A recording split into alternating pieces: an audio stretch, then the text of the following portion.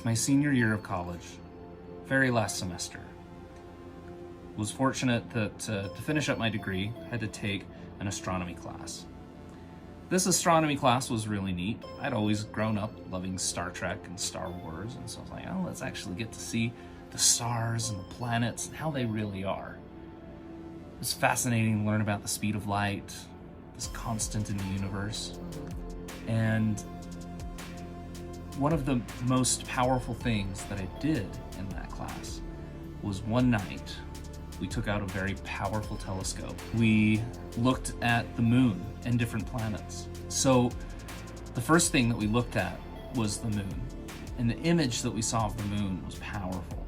This telescope wouldn't even fit the moon in it. What we saw when we looked through it was just a section of the moon. That moon, we could see the details of the craters. We could see the impacts from the meteors. I mean, it was amazing to see that much detail on the moon. Next thing we did is we turned it to Venus. Venus, interestingly enough, was in a phase. It was about half full, and you could see that it had gone through this phase because it was closer to the sun than we were, which meant that when we looked at Venus, we didn't always see the bright side like we did with the other planets. And so that was fascinating. Like, oh, cool. Like, I've never been able to see anything but the moon go through a phase. The next thing we did is we turned it to Jupiter. Jupiter was beautiful. You could see all of the different stripes in the clouds. You could see the great red dot. You could see the 4 Galilean moons. It was amazing to think just how powerful this telescope was. It's like, I've never been able to see the planets in real life with this much detail. And then they turned it to Saturn. This is where things got different. When we turned the telescope to Saturn, all you could see was a little dot with some rings around it. When I saw that dot, and I put some perspective from the things I had learned in class, when I started putting those things together, I realized Saturn is the second largest planet in our solar system. Many, many Earths could fit inside of Saturn.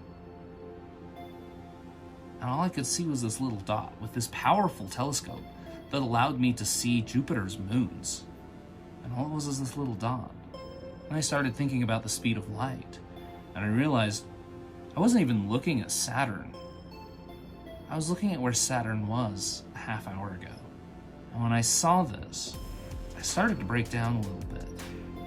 I started to realize that I'm nothing. Like, holy crap, Earth is nothing? I'm nothing? I'm just this tiny speck of carbon stuck to this little mote of dust in a sunbeam? Completely and utterly devoid of meaning, devoid of purpose, devoid of anything that mattered. I saw that the Earth and my life was just so tiny that it defied purpose and meaning. I realized that nothing I would ever do would ever shake the cosmos. It just wasn't in the cards. As you might guess, I spent the rest of the next day pretty depressed, thinking, why on earth am I getting this education? Why on earth am I trying to help people? Why on earth am I trying to be a social worker and save the world? It doesn't matter. All of this is meaningless. All of this is pointless. Later that night, I realized I better talk to someone about it. So I called up my good friend Jeremy. Jeremy has a real way with people, because I told him about this whole experience and my conclusion that I was nothing and that my life didn't matter. And he said, you know what, Barrett?